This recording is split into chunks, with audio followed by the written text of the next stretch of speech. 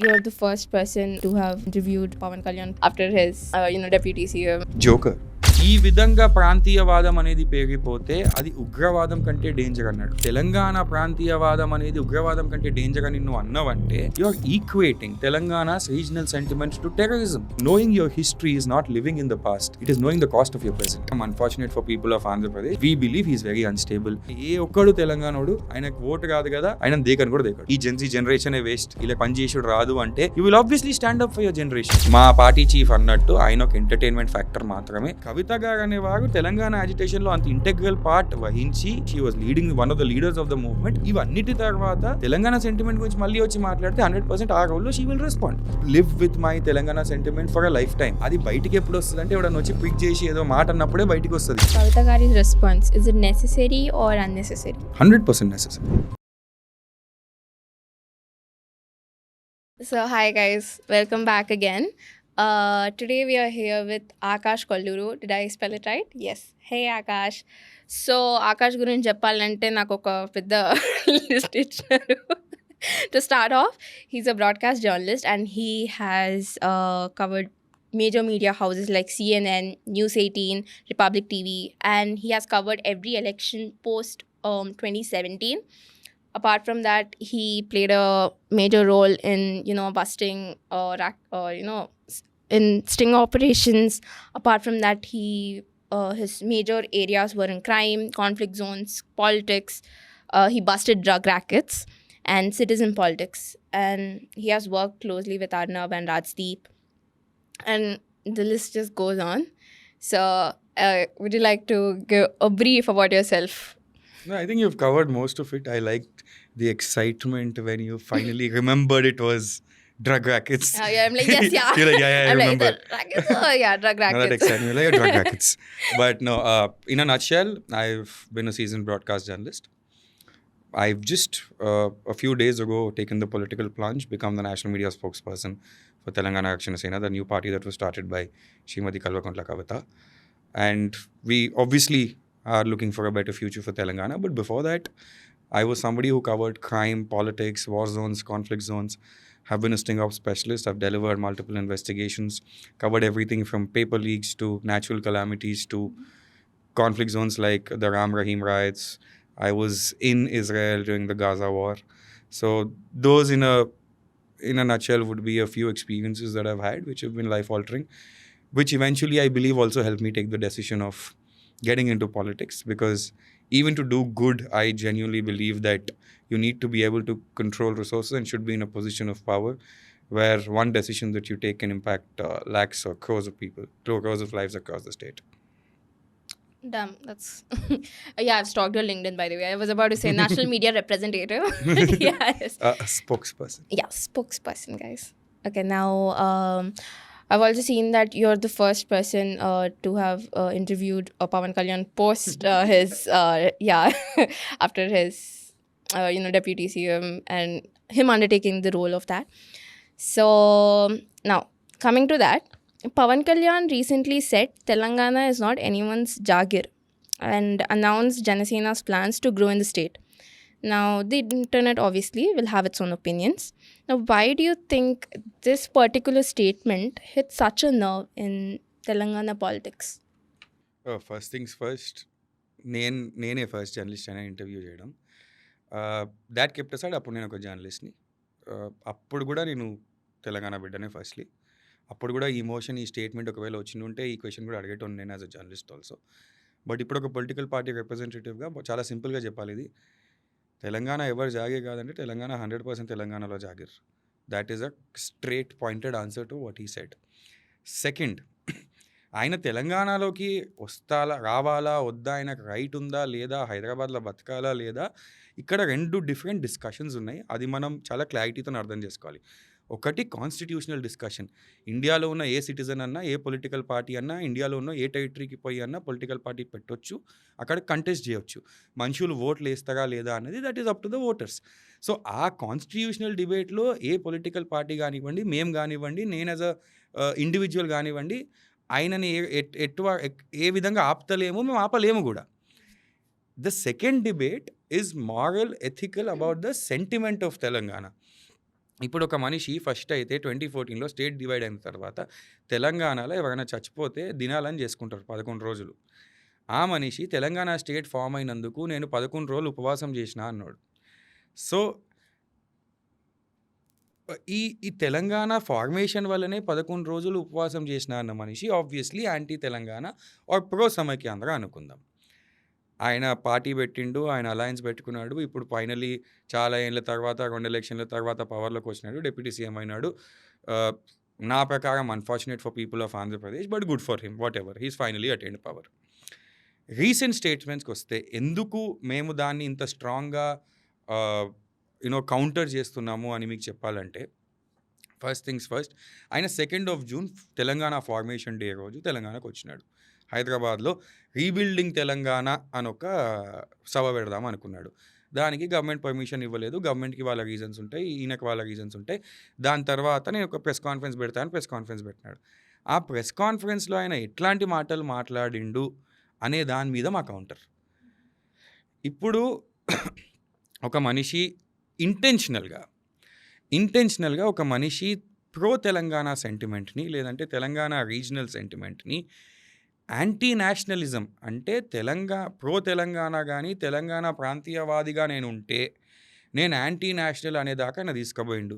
ఏ రోజన్నాడు తెలంగాణలో ఏ మనిషి అన్నా నేను వందే మాతరం వాడను, నేను జనగణమన సేన వాడను. ఆయన మాకు పేట్రియాటిజం మీద, దేశభక్తి మీద సర్టిఫికేట్ ఇవ్వాల్సిన అవసరం లేదు. తెలంగాణలో చాలామంది బిడ్డలు పుట్టిర్రు. వాళ్ళు చాలా సేవ చేసే కంట్రీకి. ఒలింపిక్స్ దగ్గర నుంచి, లేదంటే స్పోర్టింగ్ ఫీల్డ్ దగ్గర నుంచి, మ్యూజిక్ దగ్గర నుంచి, పొలిటికల్ రెవల్యూషన్స్ దగ్గర నుంచి, ఆర్మీలో సర్వ్ చేయడం వరకు. కల్నల్ సంతోష్ బాబు ఎక్కడి నుంచి? He's from Telangana. సో, ఎక్కడి నుంచో ఒక ఆంధ్ర డిప్యూటీ చీఫ్ మినిస్టర్ అయిన మనిషి మాకొచ్చి దేశభక్తి గురించి క్లాసెస్ వీకే అవసరం లేదు firstly. Secondly, Telangana regional sentiment అనేది ఏ విధంలో అయినా గానీ యాంటీ నేషనలిస్టిక్ అనేది కాదు. ఆయన పొలిటికల్ వెస్టెడ్ ఇంట్రెస్ట్ కోసం, పొలిటికల్ ఇంట్రెస్ట్ కోసం దీన్ని యాంటీ నేషనలిస్టిక్ సెంటిమెంట్ లాగా చూపిద్దామని ఇంటెన్షనల్లీ చేయడంకి మేము 100% ఆయనను కౌంటర్ చేస్తాము. ఫ్యాక్చువల్లీ కౌంటర్ చేస్తాము. ఒకవేళ వాళ్ళ ఆర్మీ గానీ, వాళ్ళ మనుషులు గానీ తిట్టుడికి దిగితే మా వాళ్ళు కూడా తిట్టాల్సొస్తది. సెకండ్ పాయింట్, అదే స్పీచ్‌లో, అదే ప్రెస్ కాన్ఫరెన్స్‌లో ఆయన ఇంకొక మాట అన్నాడు. ఈ విధంగా ప్రాంతీయవాదం అనేది పెరిగిపోతే అది ఉగ్రవాదం కంటే డేంజర్ అన్నాడు. ఎంత దమ్ముంటే నువ్వు మళ్ళీ వాపసొచ్చి తెలంగాణకి, అంటే తెలంగాణ ప్రాంతీయవాదం అనేది ఉగ్రవాదం కంటే డేంజర్ అని నువ్వు అన్నావంటే, you are equating Telangana's regional sentiments to terrorism. Right? So, ఈ పాయింట్స్ మేము పాయింట్‌ఔట్ చేసి, నాయనా నువ్వు ఎవిడెంట్‌గా నువ్వు చేసే స్టేట్మెంట్లు బట్టి నువ్వు యాంటీ తెలంగాణ, నువ్వు ప్రో ఆంధ్రానా కాదా, నీకు దిమాగుందా లేదా, నువ్వు మెంటలీ సౌండా కాదా, నువ్వు అన్‌స్టేబులా కాదా అనేది that's for the people of Andhra to decide. We believe he is very unstable because no politician will be stupid that ఒక సైడ్ ఏమో నేను తెలంగాణకు వస్తా, తెలంగాణను రీబిల్డ్ చేస్తా అంటావు. ఇంకో సైడ్ ఏమో ఉగ్రవాదం అంటావు. అది కూడా ఏ రోజు అంటున్నావు నువ్వు? తెలంగాణ ఫార్మేషన్ డే అనేది మొత్తం క్యాలెండర్‌లో తెలంగాణ బిడ్డలకి it is the most important day or in a way the closest to our hearts when it comes to the Telangana agitation గానీ, మూవ్‌మెంట్ గానీ. 60 ఏండ్లు కొట్లాడిన తర్వాత వచ్చిన స్టేట్‌లో ఫార్మేషన్ డే రోజు నువ్వు వచ్చి ఉగ్రవాదం అని, దాని తర్వాత నువ్వు యాంటీ నేషనల్, వందే మాతరము, జనగణమన, ఫస్ట్ అయితే అసలు వందే మాతరం, జనగణమన ఈక్వేషన్‌లకి ఎక్కడికొచ్చిందో మాకు తెలవదు. ఈయన తీసుకొచ్చిండు, పొలిటికల్ వెస్టెడ్ ఇంట్రెస్ట్ కోసం తీసుకొచ్చిండు. దాని తర్వాత people of Telangana should respect you అంటే, ఇక్కడ ఉన్నోళ్ళు ఏమన్నా పిచ్చోళ్ళా, మాకు దిమాగులు లేవా అంటే, ఈ లాజికే మాకు అర్థం కాలేదు. అందుకనే మేము ఆయనను అన్‌స్టేబుల్ పొలిటీషియన్ అన్నాం. ఒకవేళ ఆయన నిజంగా వేరే ఏ స్టేట్‌కైనా పోదాం అనుకుంటే, ఇవాళటి రోజు జెన్‌జీ యంగర్ జనరేషన్ అందరికీ అకౌంటబిలిటీ కావాలా, రియాలిటీ కావాలా. నన్ను డిప్యూటీ చీఫ్ మినిస్టర్ లాగా అక్కడ ఎన్నుకున్నారు. ఫస్ట్ అయితే తెలంగాణకి ఆయన ఏ రోజు రాలేడు ఇన్ ద సెన్స్, ఆయన వచ్చి ఆఫీస్ పెట్టుకున్నాడేమో, అన్నీ చేసుకున్నాడేమో గానీ, రాలేడు ఇన్ ద సెన్స్ ఏ రోజు పీపుల్ యాక్సెప్ట్ చేయరనేది మేము అనే మాట. కాకపోతే ఆయన వేరే ఏ స్టేట్ పోదామనుకున్నా, రేపొద్దున తమిళనాడు పోదామనుకున్నా, రేపొద్దున ఢిల్లీ పోదామనుకున్నా, ఏడికి పోదామనుకున్నా గానీ, నువ్వు చేయాల్సిందేంది? నన్ను డిప్యూటీ చీఫ్ మినిస్టర్ చేసినారు. ఇవి నా దగ్గర ఉన్న పోర్ట్‌ఫోలియోస్. నేను ఆంధ్రప్రదేశ్ మనుషుల కోసం ఇవి చేసినాను. ఈ రిజల్ట్స్ తెచ్చినాను. ఇది నా రిపోర్ట్ కార్డు. దాని బేసిస్ మీద మీకు కూడా ఛాన్స్ ఇయ్యని అడగండి.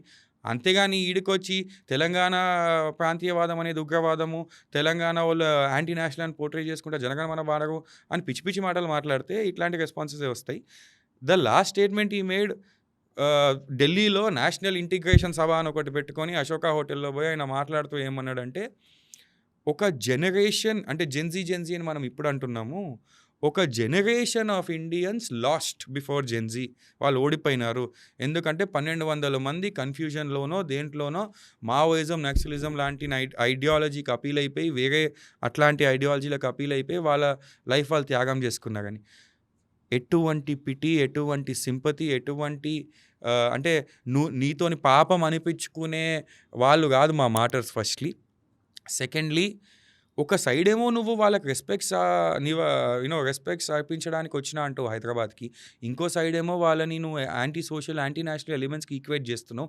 అంటే బుద్ధుండి చేస్తున్నావా? అర్థమయ్యి చేస్తున్నావా? స్ట్రాటజీతోని చేస్తున్నావా? మాకొచ్చిన కంక్లూజన్ మాత్రం ఒకటే. ఇనీషియల్లీ చాలామంది అనుకుంటొచ్చు ఇదొక విల్‌ఫుల్ స్ట్రాటజీ, పొలిటికల్ స్ట్రాటజీ అని చెప్పి. కానీ ఇప్పుడు అర్థమవుతుంది ఏందంటే ఈ మనిషి దగ్గర దిమాగ్ లేదు. అందుకనే ఇట్లాంటి మాటలు మాట్లాడుతున్నాడు. ఇవాళో మాట, రేపో మాట మెమరీ లాస్ కూడా వచ్చిందేమో ఇన్‌స్టెబిలిటీ కాకుండా. సో ఇవన్నీ రీజన్స్ వల్ల మేము తెలంగాణకి ఆయనను రానియ్యము అనేది అంటాము. ఎందుకంటే మాకు గట్టి నమ్మకం ఏందంటే people of Telangana will not vote for him or will never even look at his side. Do you think like the fan base in Telangana, would they vote, or do you think how would it go? See ఎవరు vote చేస్తారు, ఎవరు vote చెయ్యదు అనేది eventually individual choice అయినప్పటికీ తెలంగాణలో Telangana history, Telangana agitation గురించి తెలిసిన ఏ మనిషి ఇలాంటి స్టేట్మెంట్స్ తర్వాత ఆయనకు కాదు ఏ ఆంధ్ర నుంచి వచ్చిన పార్టీకి ఓట్ వేయడు. మనకొక ప్రాబ్లం ఉంది. అదేంటంటే ఇది ఢిల్లీ, యూపీ కాదు. తెలంగాణ, ఆంధ్ర అనేది these are not just any two bordering states, right? ఇప్పుడు ఒక సింపుల్ మాట, 1956లో జెంటిల్మెన్స్ అగ్రిమెంట్ సైన్ చేసుకున్నప్పటి నుంచి చూస్తే కనీసం హిస్టరీలో 6 నుంచి 7 సార్లు వేరియస్ డాక్యుమెంట్స్ సైన్ అయినాయి. ఒక గవర్నమెంట్ ఆర్డర్ నందమూరి తారక రామారావు తెచ్చిన గవర్నమెంట్ ఆర్డర్ ఉన్నది. ఆ టైంలోనూ 1956 టైంలో ఎప్పుడైతే ఆంధ్రప్రదేశ్ అనే స్టేట్ ఫార్మేషన్ జరుగుతుందో అప్పుడే తెలంగాణ నుంచి రివోల్ట్ వచ్చింది. మేము ఈ స్టేట్లో భాగం తీసుకోము. అందుకే చాలామంది ఎక్స్పర్ట్స్ దీన్ని ఫోర్స్డ్ మ్యారేజ్ అంటారు. అప్పుడే తెలంగాణలో ఉన్నోళ్ళు మేము we don't want to be a part of Andhra Pradesh అన్నారు. అప్పుడు దీన్ని సాటిస్ఫై చేయడానికి గవర్నమెంట్ పిలిచి ఒక జెంటిల్మెన్స్ అగ్రిమెంట్ అనేది సైన్ చేసినది. ఆ జెంటిల్మెన్స్ అగ్రిమెంట్లో ఏముండే 2-3 మెయిన్ ఇంపార్టెంట్ క్లాజెస్ చెప్పాలంటే డిప్యూటీ సీఎం ఇక్కడ నుంచి ఉంటే సీఎం అక్కడ నుంచి ఉంటే డిప్యూటీ సీఎం ఇక్కడ నుంచి ఉండాలి. 60-40 షేర్ ఇన్ క్యాబినెట్, ఇది జాబ్స్ అండ్ ఫండ్స్ ఇవన్నీ ఈక్వల్లీ డిస్ట్రిబ్యూట్ అవ్వాలి. ఇవన్నీ అష్యూరెన్సెస్ ఉండే. ఆ అష్యూరెన్సెస్ ఏవీ ఫుల్ఫిల్ చేయకపోయేసరికి 69లో ఒక రివోల్ట్ వచ్చింది. దాని తర్వాత మల్టిపుల్ టైమ్స్ గవర్నమెంట్ చాలాసార్లు వచ్చి ప్రామిసెస్ ఇవ్వడం జరిగింది. కానీ అవి ఏవీ మెటీరియలైజ్ కాలేదు. 60 ఏండ్లు మా భాష దగ్గరికేని, మీరు మా కల్చర్ దగ్గరికేని, మా బతుకమ్మ దగ్గరికేని, మా జాబ్స్ తీసుకొని, ఫండ్స్ తీసుకొని, వాటర్ తీసుకొని, ఇవన్నీ నీళ్లు, నిధులు, నియామకాలు అనే ట్యాగ్ లైన్ ఎందుకు వచ్చింది తెలంగాణ మూవ్మెంట్కి అనేది ఈ జనరేషన్ తెలుసుకోవాల్సిన అవసరం ఉన్నది. సో 1956 నుంచి 2014 మధ్యలో ఏదైతే జరిగిందో, నేను ఎందుకు just as any other bordering states అని ఈ రెండు స్టేట్ని కన్సిడర్ చేయొద్దని ఎందుకు అంటున్నా అంటే, ఇప్పుడు మెయిన్గా తెలంగాణ ఎడ్యుకేషన్ సోల్ ఏంటి? ఆంధ్ర రీజన్, అంటే Andhra reason in the sense ఇక్కడ ఆంధ్ర రాయలసీమ కలుపుకొని, ఆంధ్ర రాయలసీమ రీజన్ కలుపుకొని ఎవరైతే పరిపాలించింటారో ఈ స్టేట్ని, వాళ్ళు 60 ఏండ్లు డిస్క్రిమినేట్ చేసి మా జాబులు, మా నీళ్లు, మా నిధులు, మా నియామకాలు అన్నీ తీసుకున్నారు. దానివల్ల మేము రివోల్ట్ అయ్యి మాకు మా సొంత స్టేట్ కావాలని కోరుకున్నాం.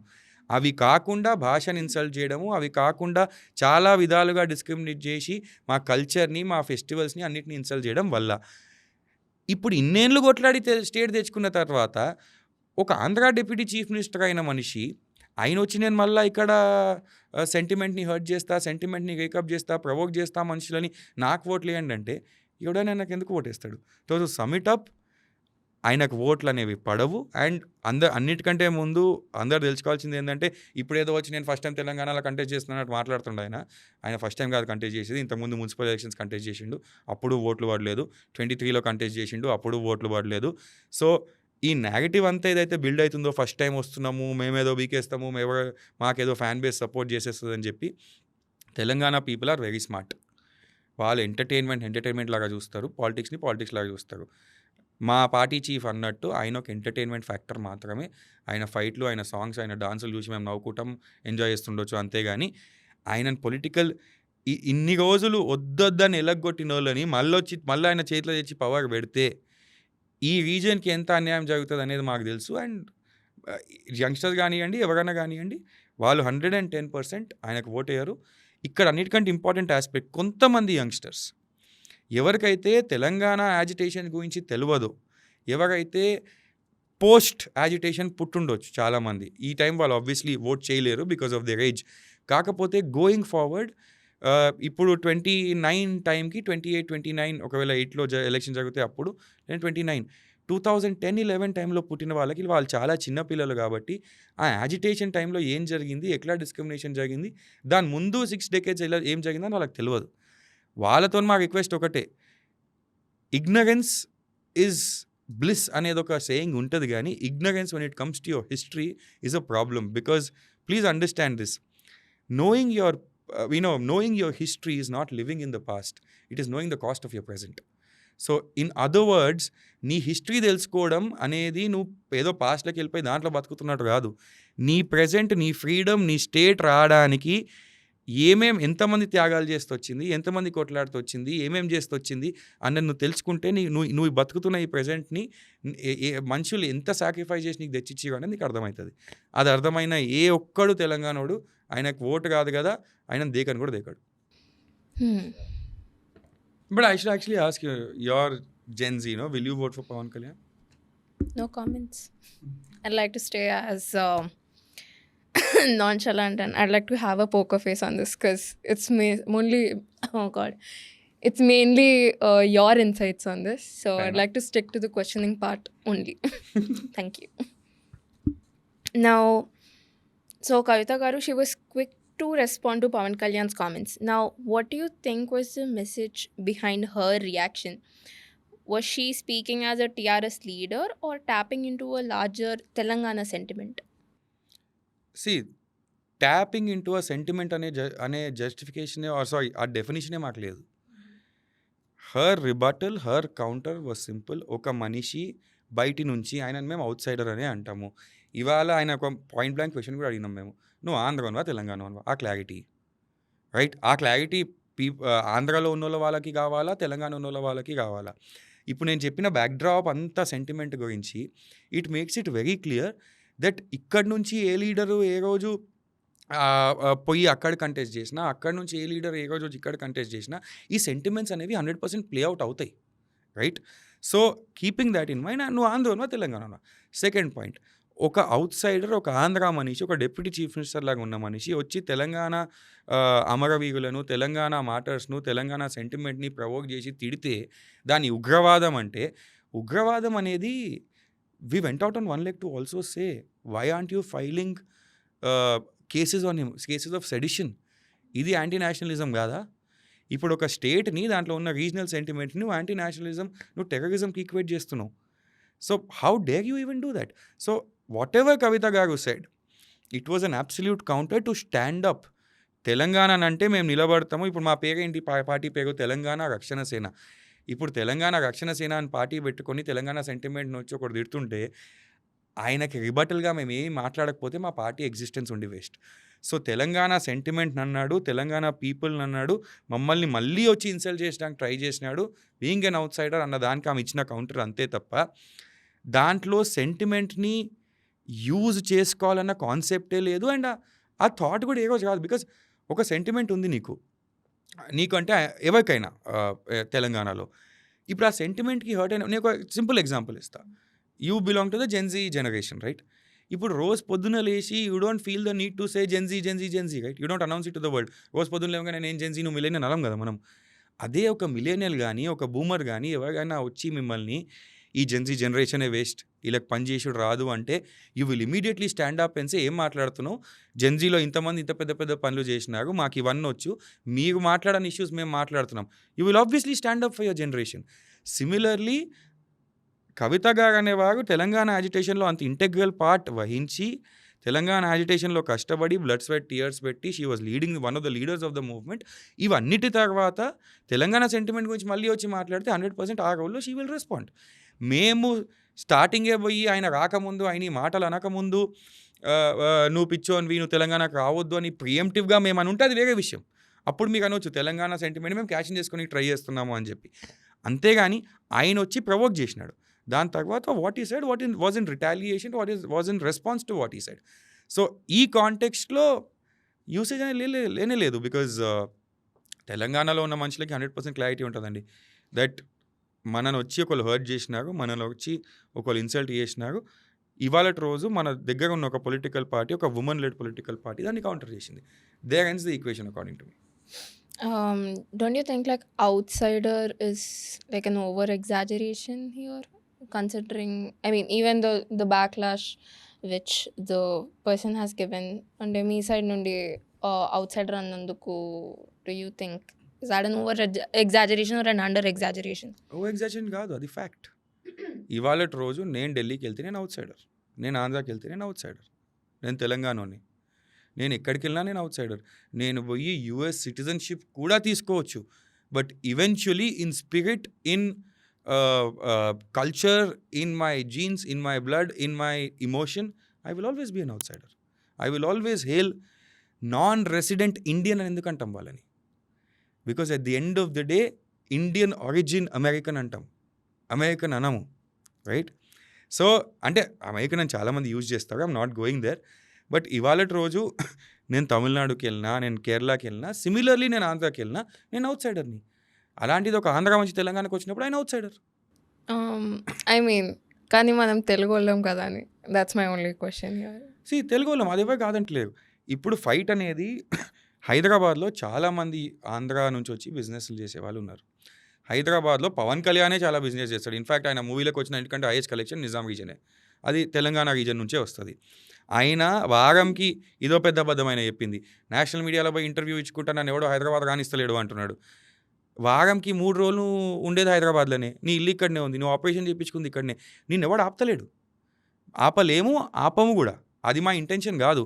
మేము అన్కాన్స్టిట్యూషనల్గా ఎవరిని బ్లాక్ చేసి కన్ఫైన్ చేసి పెట్టము కూడా.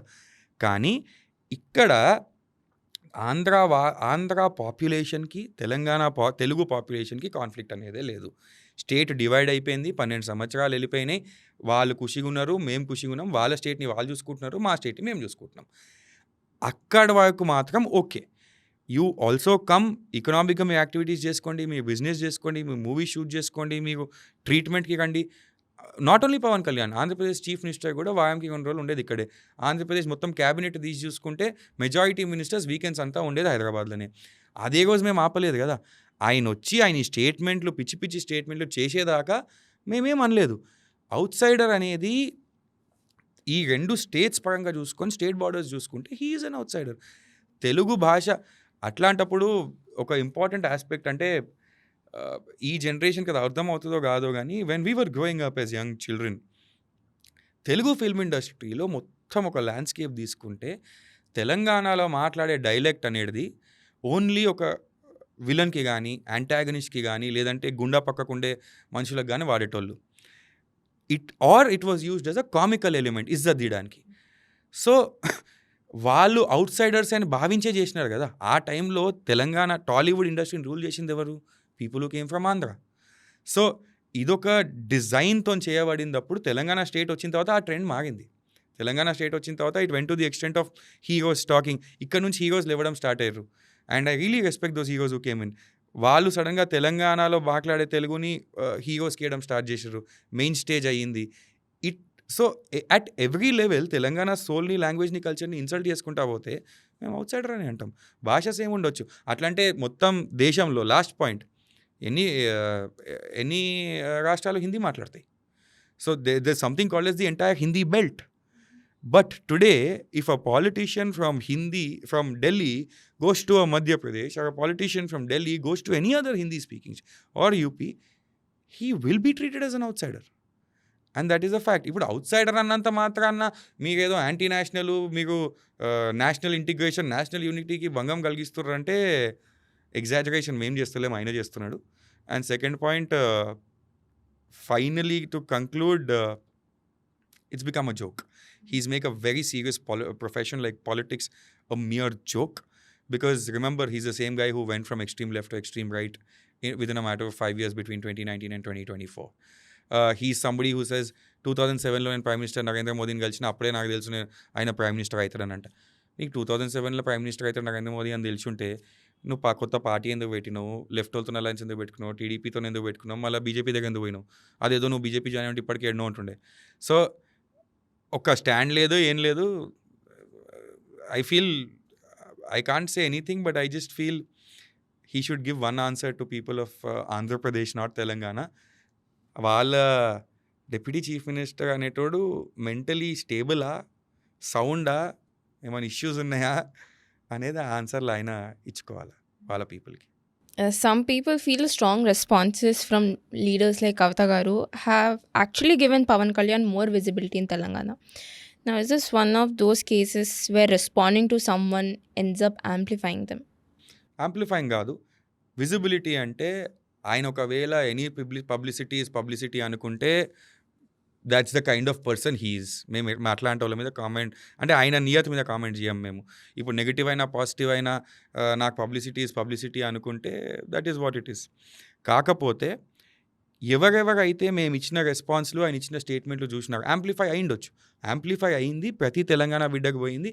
కానీ ప్రతి తెలంగాణ మనిషి ఇవాళ రోజు అది చూసేటప్పుడు ఒక క్వశ్చన్ వస్తుంది, అరే ఇంత స్ట్రాంగ్ రెస్పాన్స్ వచ్చింది ఒక ఫీమేల్ పాలిటీషియన్ నుంచి, ఇంత స్ట్రాంగ్ రెస్పాన్స్ వచ్చింది అంటే ఎందుకు వచ్చింది? అప్పుడు ఆ మనిషి పోయి ఆ స్టేట్మెంట్లు వింటాడు, ఆ స్టేట్మెంట్లలో ట్రూత్ కనిపిస్తుంది. అది కనిపించినప్పుడు ప్రతి తెలంగాణ ఓటర్కి అర్థమవుతుంది ఏంటంటే నిజంగానే పవన్ కళ్యాణ్ అనేటోడు ఇట్లా యాంటీ తెలంగాణ, ఇట్లా యాంటీ తెలంగాణ సెంటిమెంట్ స్టేట్మెంట్లు చేస్తున్నాడు. ఈ మనిషిని అసలు మీకు ఛాన్స్ వదిలేయండి, మీరు దేకని కూడా దేకకండి పొలిటికల్గా అనేది ఒకటి అర్థమవుతుంది. సో ఈ యాంప్లిఫికేషన్ అనేది ఒకవేళ వాళ్ళ పార్టీ వాళ్ళు, వాళ్ళ జనసేన వాళ్ళు పాజిటివ్గా తీసుకుంటే వాళ్ళంత పిచ్చోళ్ళు లేరు. Maybe they should also go back to marketing school. Now, let's talk about political strategy. Is this debate really about protecting Telangana's identity, or is it also about parties trying to own the Telangana narrative ahead of the future elections? See, from a strategic standpoint, నేను చాలా ప్లెయిన్గా ఆనెస్ట్గా ఒక మాట చెప్తా. Telangana sentiment అనే దాన్ని own up చేసుకోవాల్సిన అవసరం ఇవాళ రోజు జనసేన లాంటి పార్టీలకే ఉన్నాయి.